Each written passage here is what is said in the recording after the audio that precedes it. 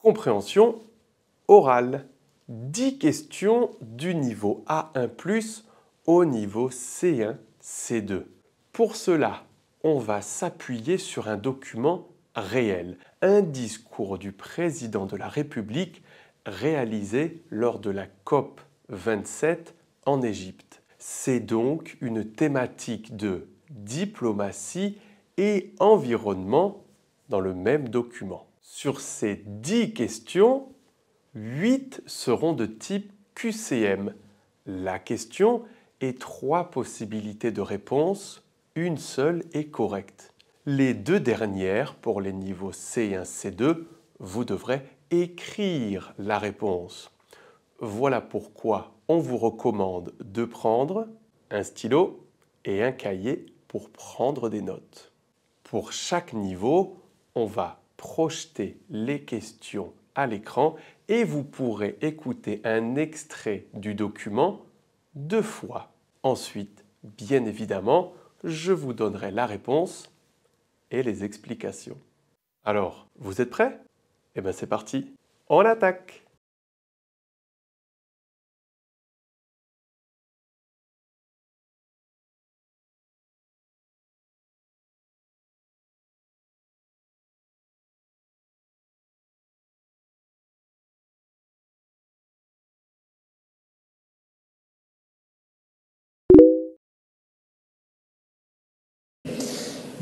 Je suis d'abord heureux de vous retrouver. Je veux remercier et féliciter le président Sisi pour son accueil pour cette COP qui est tout à la fois une COP africaine, une COP de la justice climatique, une COP de la mise en œuvre, ça a été dit par plusieurs avant moi, de travaux qui sont indispensables et donc le remercier pour ce parfait accueil.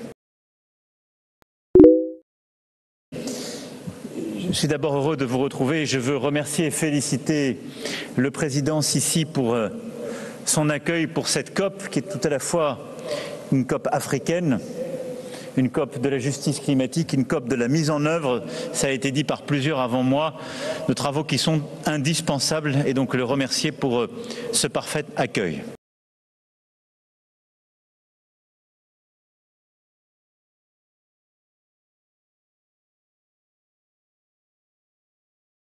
Quelle action Macron mentionne-t-il au tout début de son discours? La bonne réponse est la C, dire merci à un dirigeant de pays. En effet, au début du discours, Emmanuel Macron utilise le verbe remercier, remercier le président Sisi pour son accueil. Concernant la question numéro 2, comment décrit-il cette COP? La bonne réponse est la B, une COP axée sur l'Afrique.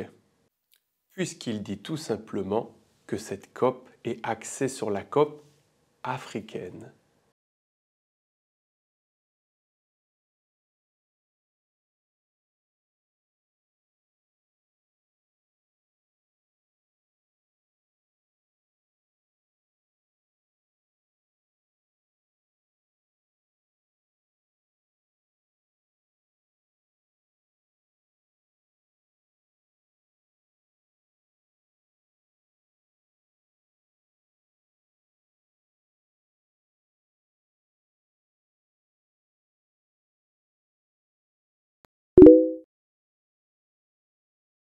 Nous étions ensemble il y a un an à Glasgow où nous avons ensemble relevé nos ambitions et où nous avons fait le constat des avancées mais également pris plusieurs dispositions.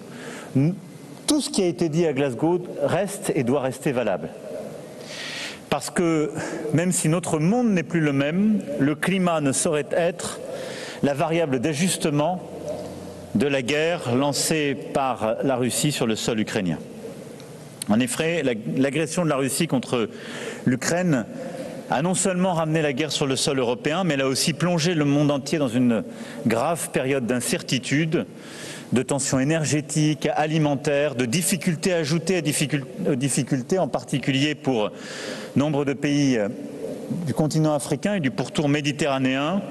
Et cette crise venant quelques mois après la pandémie, s'ajoutant aux autres crises pourrait faire céder beaucoup en disant, au fond, nous avons d'autres priorités, le climat pourrait attendre. Mais dans le même temps, nous voyons nombre de nos États qui sont frappés par les conséquences même du dérèglement climatique et qui, si besoin en était, nous démontrent une fois encore que l'urgence climatique est bien là, elle n'est pas pour demain. Et donc nous n'avons au fond qu'une obligation, celle de continuer d'agir sur l'atténuation, sur l'adaptation, sur la préparation aux crises et la réparation face aux crises et aux dérèglements, tout en vivant cette période de choc, de retour de la guerre et de ses conséquences sur notre sol. Nous étions ensemble il y a un an à Glasgow, où nous avons ensemble relevé nos ambitions et où nous avons fait le constat des avancées, mais également pris plusieurs dispositions. Tout ce qui a été dit à Glasgow reste et doit rester valable. Parce que même si notre monde n'est plus le même, le climat ne saurait être la variable d'ajustement de la guerre lancée par la Russie sur le sol ukrainien. En effet, l'agression de la Russie contre l'Ukraine a non seulement ramené la guerre sur le sol européen, mais elle a aussi plongé le monde entier dans une grave période d'incertitude, de tensions énergétiques, alimentaires, de difficultés ajoutées aux difficultés, en particulier pour nombre de pays du continent africain et du pourtour méditerranéen. Et cette crise venant quelques mois après la pandémie, s'ajoutant aux autres crises, pourrait faire céder beaucoup en disant, au fond, nous avons d'autres priorités, le climat pourrait attendre. Mais dans le même temps, nous voyons nombre de nos États qui sont frappés par les conséquences même du dérèglement climatique et qui, si besoin en était, nous démontrent une fois encore que l'urgence climatique est bien là, elle n'est pas pour demain. Et donc nous n'avons au fond qu'une obligation, celle de continuer d'agir sur l'atténuation, sur l'adaptation, sur la préparation aux crises et la réparation face aux crises et aux dérèglements, tout en vivant cette période de choc, de retour de la guerre et de ses conséquences sur notre sol.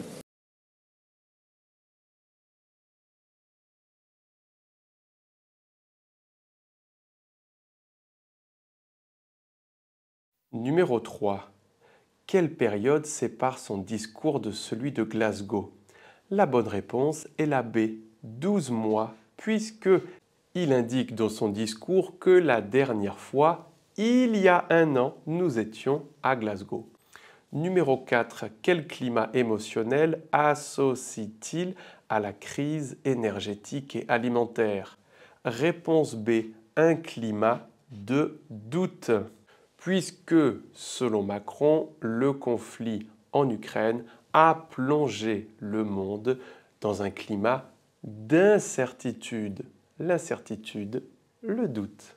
Numéro 5. Quelle est d'après le président l'unique obligation face à l'urgence climatique? Réponse numéro A. Mettre en place des actions. Il répète par 2 fois le verbe agir. Agir qui signifie prendre des actions, réaliser des actions. Avant de continuer, j'ai une question pour vous. Est-ce que vous êtes super fan de notre travail?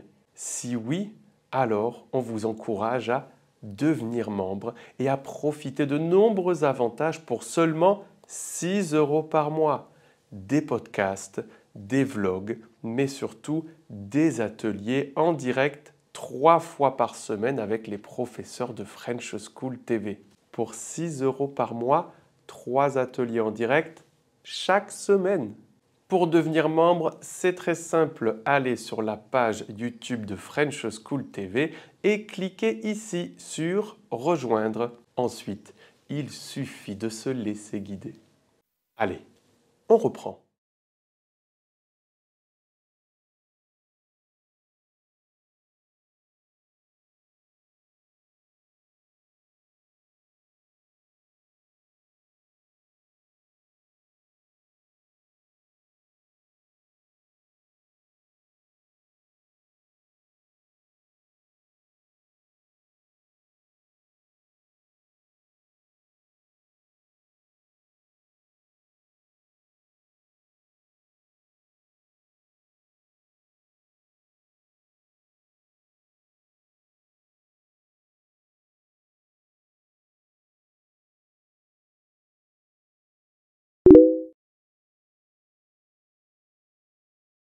Le deuxième élément clé, c'est que nous devons continuer le combat de l'atténuation et que nous devons à la fois sortir nos économies du charbon, c'est ce qui est au cœur de la stratégie européenne qui doit être pour tous les pays les plus riches, mais on doit aider les émergents à le faire au plus vite.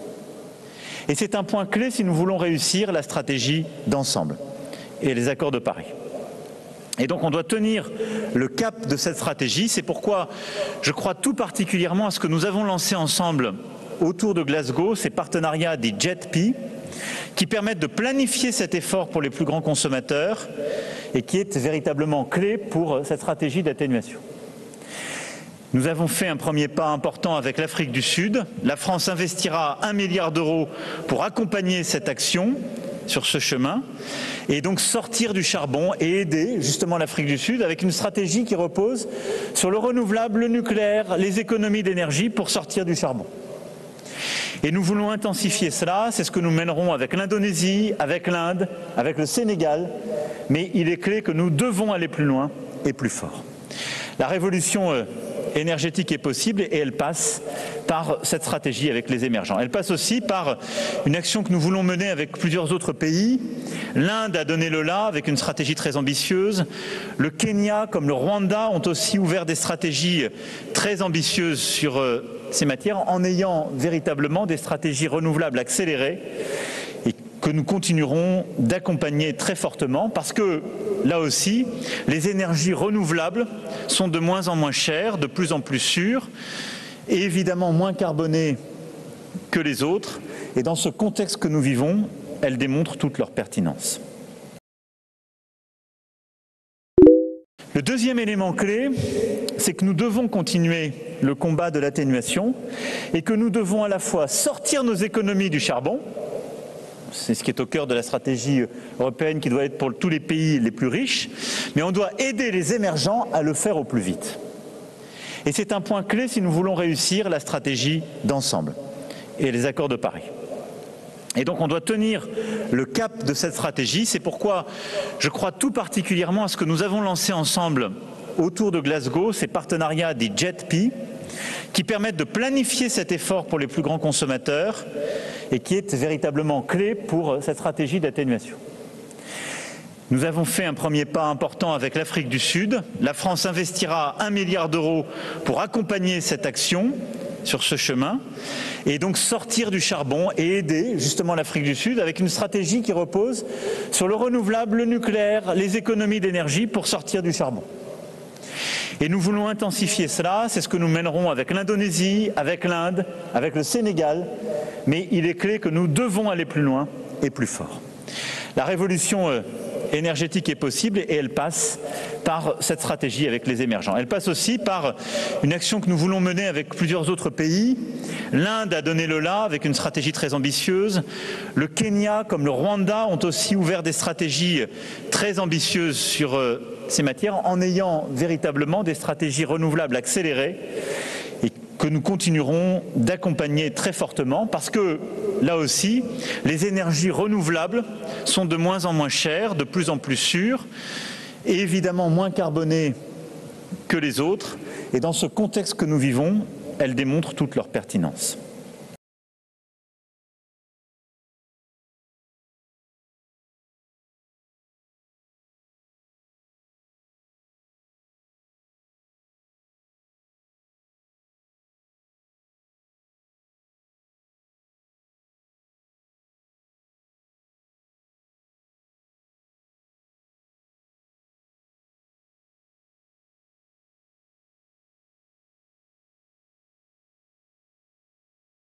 Numéro 6. Quel point clé permettra de respecter les accords de Paris?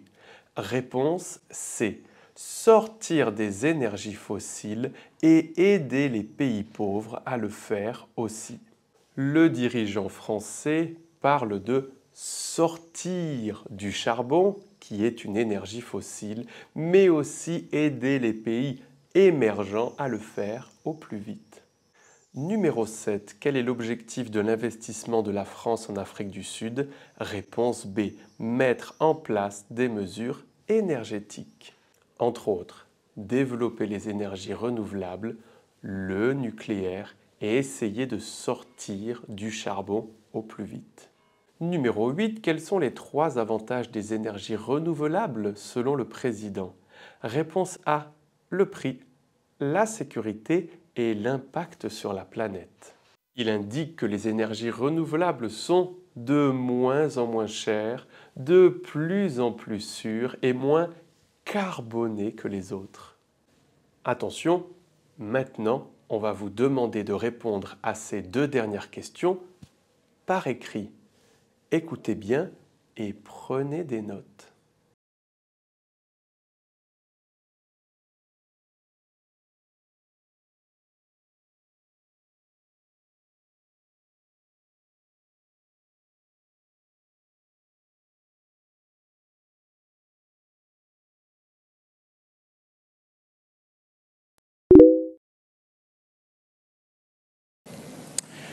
Troisième grand message que je veux ici vous donner, c'est qu'au fond, nous ne devons pas oublier que cette bataille pour le climat, contre le dérèglement climatique, est de manière indissociable une bataille pour la biodiversité. Et que ces 2 combats sont jumeaux.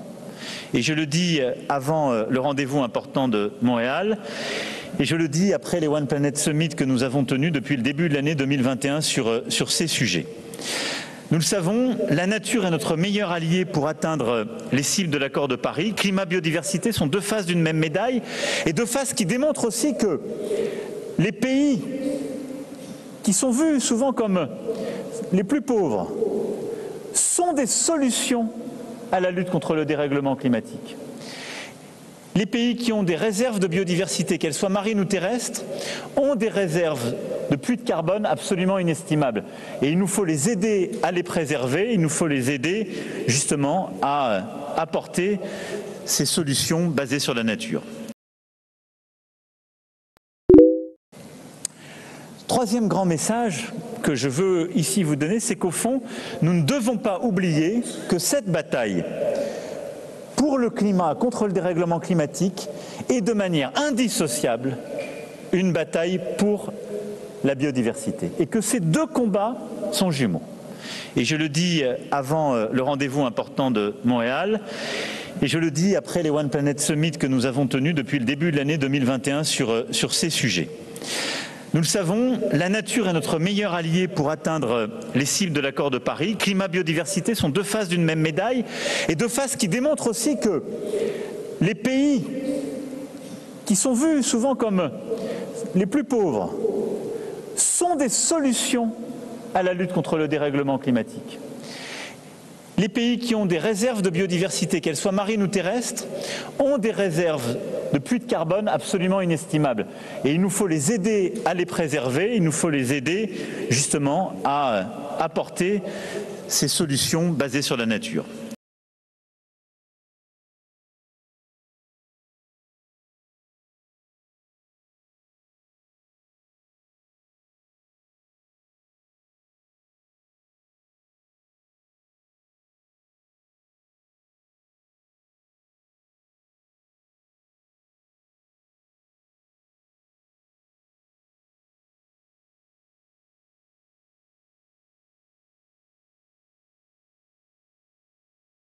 Réponse numéro 9. Quelle métaphore est utilisée par Emmanuel Macron pour parler du climat et de la biodiversité? Climat et biodiversité sont 2 faces d'une même médaille. Cela signifie qu'ils sont indissociables et complémentaires. Numéro 10. Quel paradoxe entre pays émergents et réchauffement climatique est présenté ici par le président?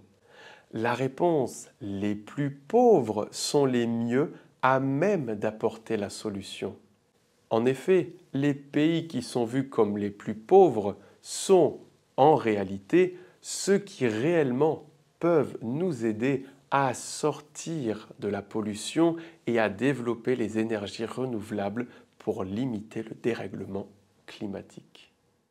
Alors, quelle est votre note sur 10?